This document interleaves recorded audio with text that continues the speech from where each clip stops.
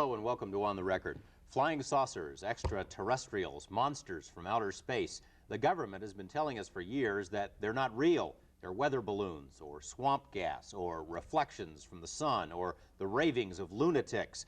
But serious UFO researchers say a breakthrough may be very close. Some of the government scientists who worked on the top secret project Blue Book are ready to talk. What's more, a series of revealing government documents have trickled out of the federal files, documents that paint a much different picture of the UFO phenomenon. One of the most dedicated UFO researchers lives right here in Las Vegas. His name is John Lear, and he is my guest today. Mr. Lear, thanks for being here. Okay, George.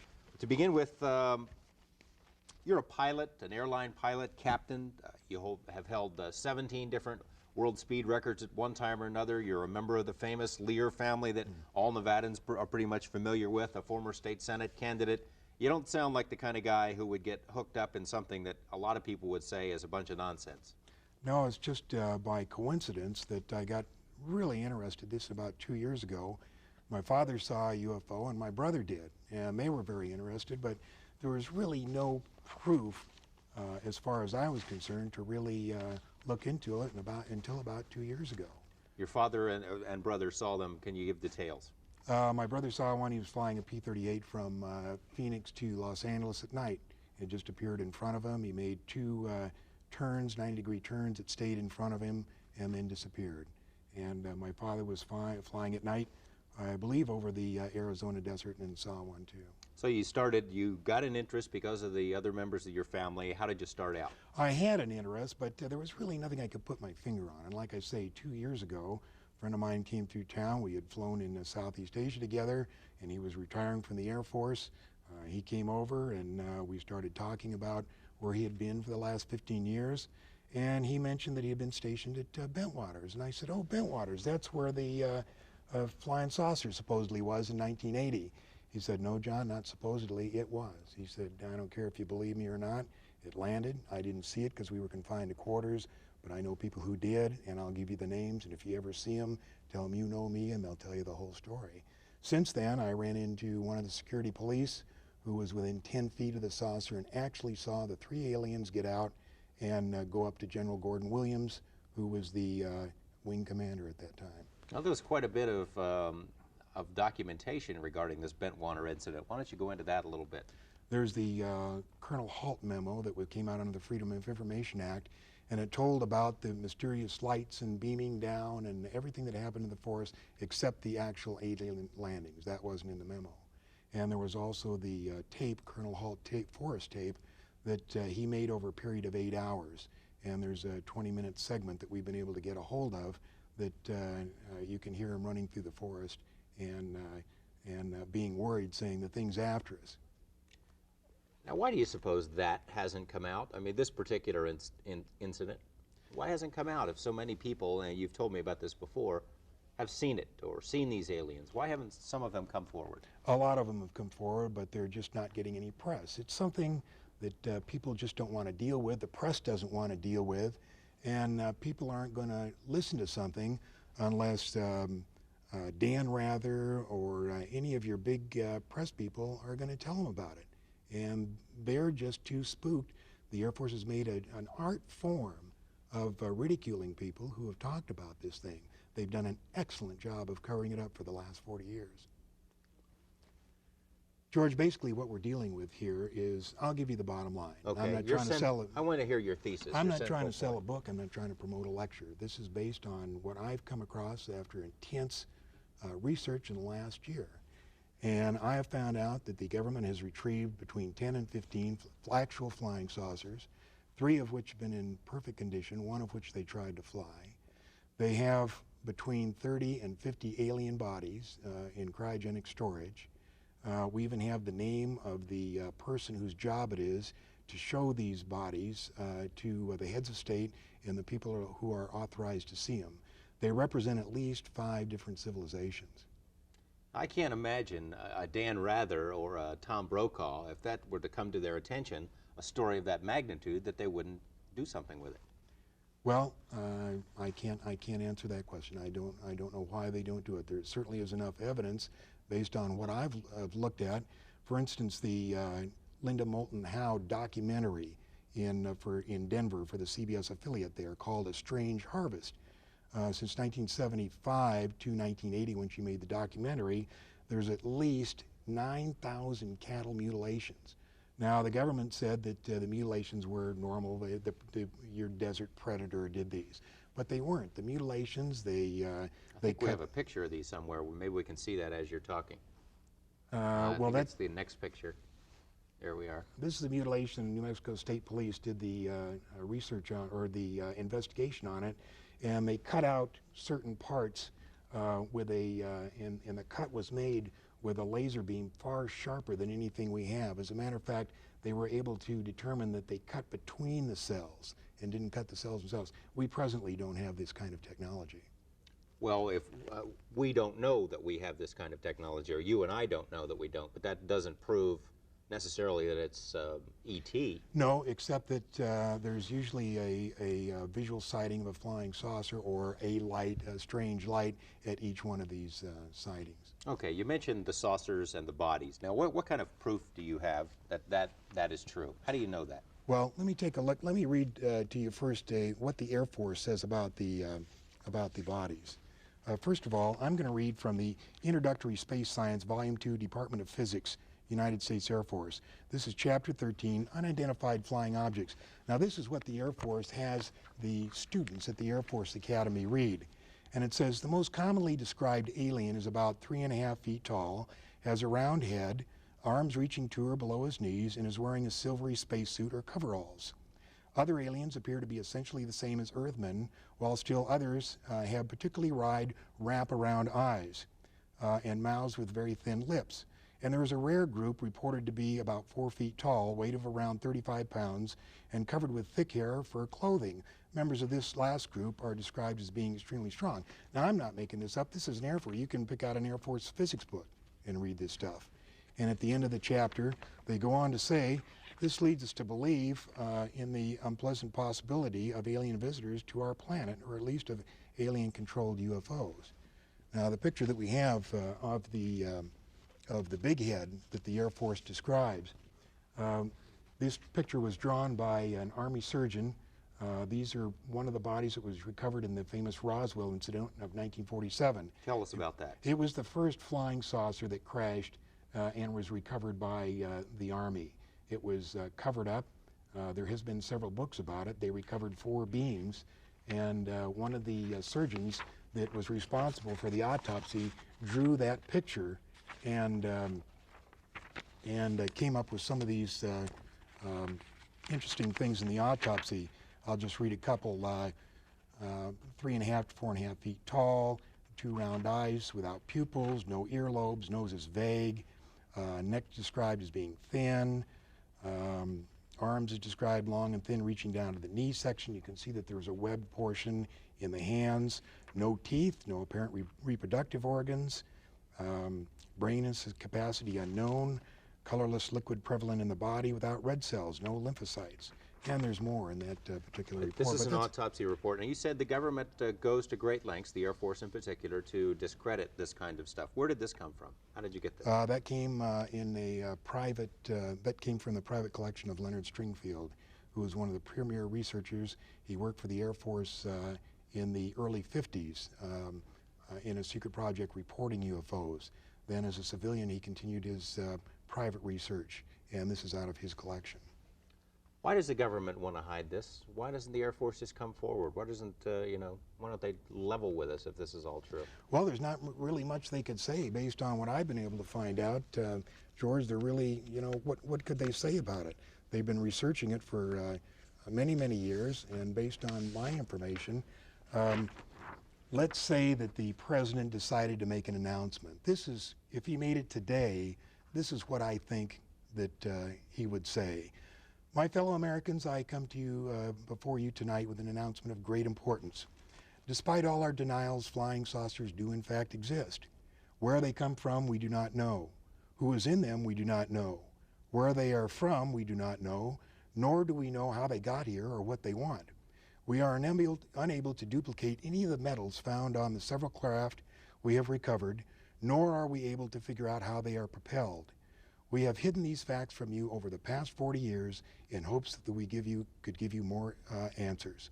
Unfortunately, we are no closer to answers today than we were 40 years ago. God bless you all. In other words, you find it highly unlikely that the president would ever make a statement, anything like that. No, it's just, it's too big. The problem is not only just the fact that there are five and as many as 10 different civilizations visiting us. Apparently, and this is from the research that I've done, at least 90% of them are hostile. And when I say hostile, if not hostile, they have a completely different set of morals than we do. Okay, I'll tell you what, we're going to come back to the president and aliens because there have been some statements made by presidents, including President Reagan. We'll be right back.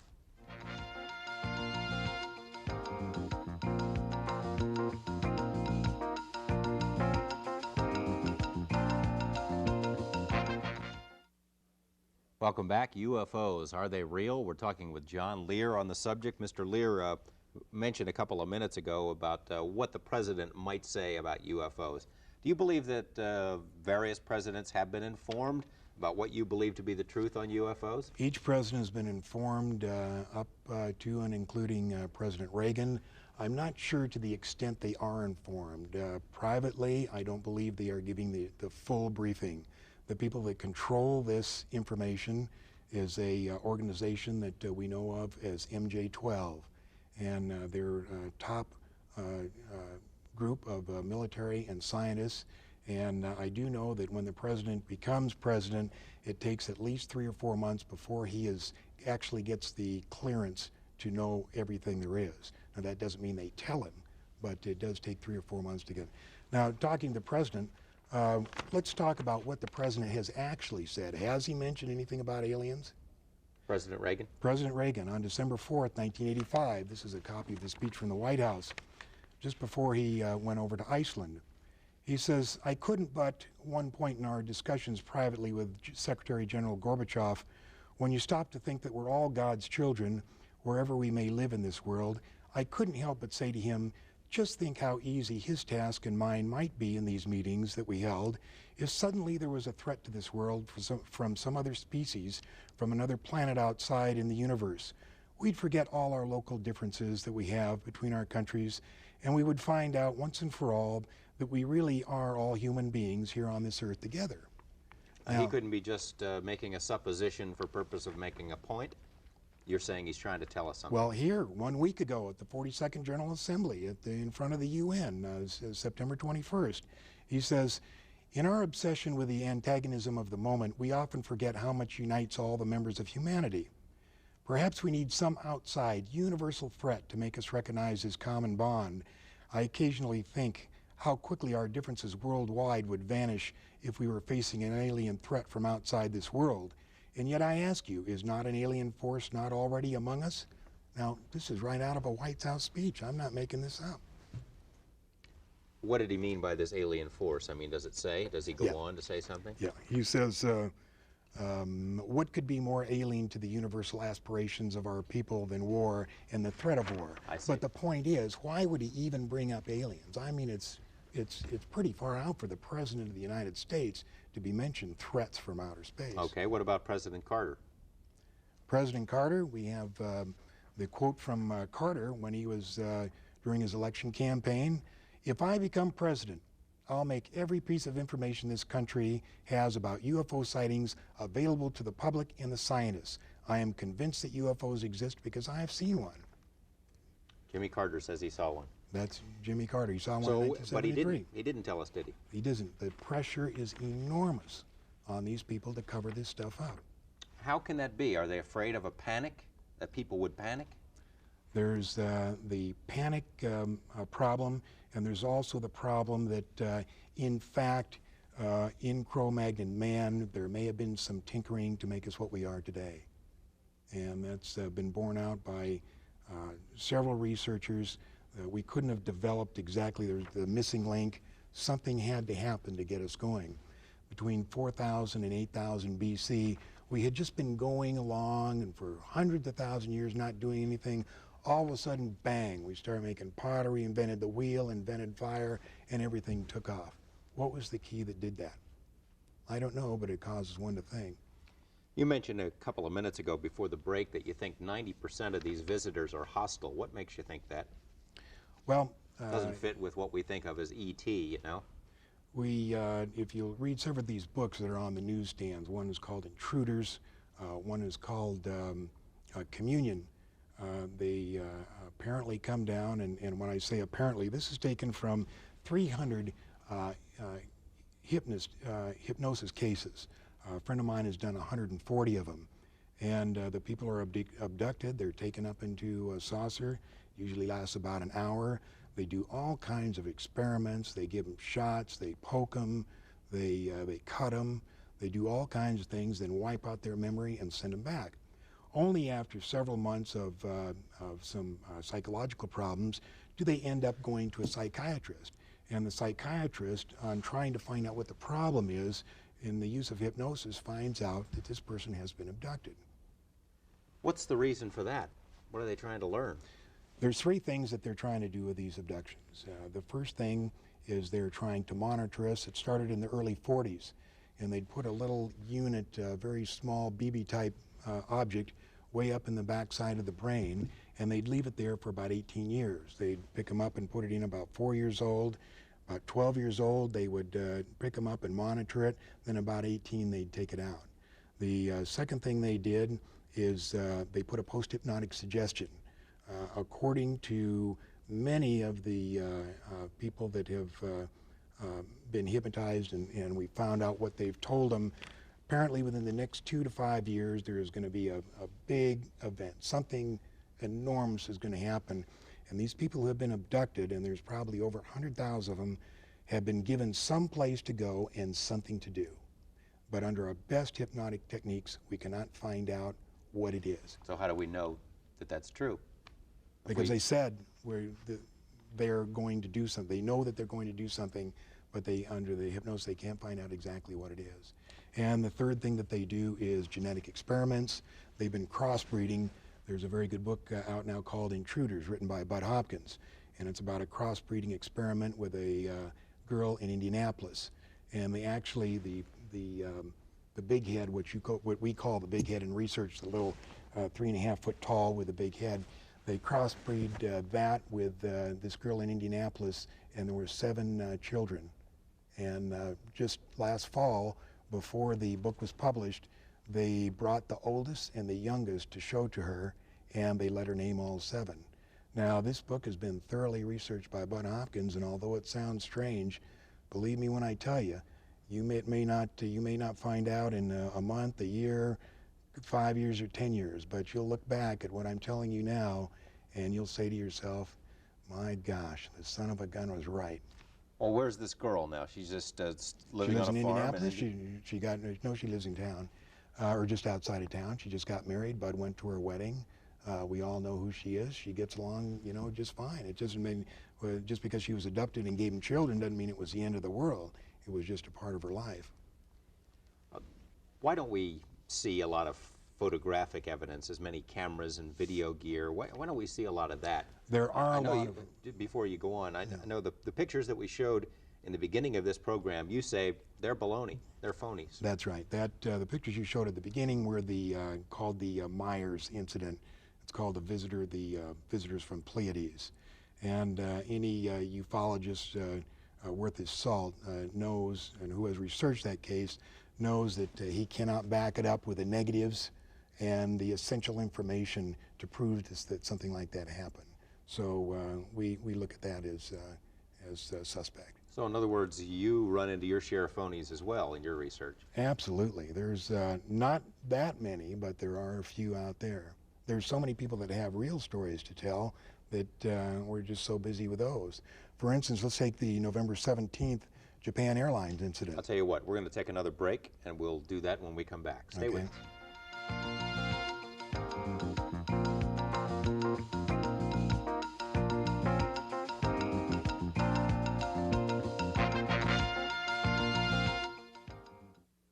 Welcome back. We have a few minutes left with John Lear. We're talking about UFOs. You're about to tell me about the Japanese airline incident. It's probably something that's still in the memory of our viewers. Yeah, the Japanese airline incident was a cargo 747 that had taken off from Iceland flying to Anchorage.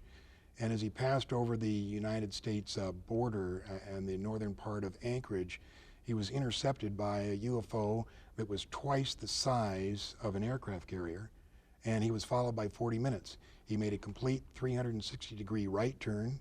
He made a descent of 5,000 feet, and the thing stayed with him.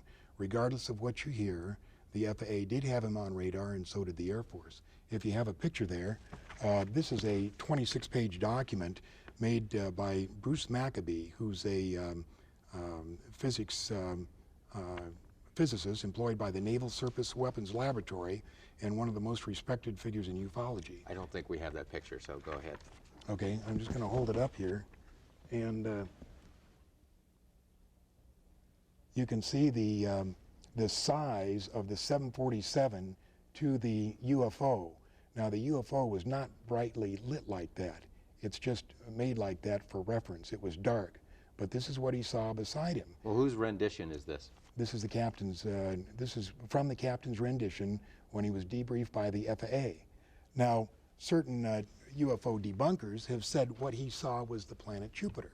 Well, this is an insult to all transport category captains around the world. I mean, the guy knows the difference between something that's twice as big as an aircraft carrier and the planet Jupiter. I've also heard that it's the reflection of his own plane. But the radar, Yeah, that was an something like attempt to describe it. You can't imagine what pressure these people are under to cover this stuff up. It's tremendous pressure. It really is. Okay. You were going to tell me that the church, did you want to go further into the JAL incident? No, I just want to say that's a 26-page report. It had the captain and the ATC conversation. It had the radar plots, and it had the Air Force plots and the FAA radar plots. There was no question about it. You want to tell the me thing followed him. The church, what do they think about UFOs? Well, here's a copy from the London Evening News, July 21st, 1987. And it says, "Prepare to meet thine aliens." Vatican theologians have acknowledged that there could be life on other planets. Now they plan to train missionaries capable of working in space and meeting aliens. Jesuit scientists at the Vatican Observatory in Frascati near Rome have reported moving lights and other identified phenomena in the sky. Starting in September, the Vatican University will have a special UFO section. You've said before you thought a lot of their intentions were hostile, and you've mentioned before that a lot of the sightings are around military bases. Why don't we see them here, Las Vegas? We got a lot of military bases here. Well, in fact, there have been a lot of reports of UFOs in and around Las Vegas, not specifically over the Air Force bases. We have the test site, and of course we don't know what's going on there, and we have Nellis Air Force Base, but there have not really been a lot of sightings over there. The main Air Force sightings were in 1975, and the UFOs descended on every Strategic Air Command base guarding the perimeter of the northern United States. And they hovered over the nuclear weapons storage area, and they stayed there with impunity for up to 2 and 3 hours over a period of 3 days. And nobody heard about it? Well, there was a few reports, but you really don't. I have a report 150 pages long of the F-106s that were sent out to chase them, and the helicopters, and notifying the Canadian authorities, and the security patrolmen that were sent down to actually see what was going on, and they'd come up on these things, and they'd say, "I'm not going any further." You think maybe it's a top secret area, if the Air Force actually does have them, maybe they got him here? I'm certain they do. Up at the test site, there's a report that of the 3 that they got in perfectly good condition, at least 1 is up at the test site and has flown, and 1 was being flown as of 1981. By us? By us, yeah. We mentioned at the top of the show that perhaps a breakthrough might be coming, that some of these people from MJ-12 or from the Project Blue Book who are in on the government's research and who saw some of this stuff might be ready to talk. We got about a minute left. Why don't you tell me about that? It's our information that half of part of MJ-12 wants to release it, part of it doesn't. We're hoping that we can do this, but of course, as researchers, we're not aware of all the ramifications. We just know of what we're looking at. So we would like to see them release it, but we really don't know if they are. Okay, John Lear, it's been very interesting. You keep us posted. Sure will. Thank you. We'll see you next week with more of On the Record.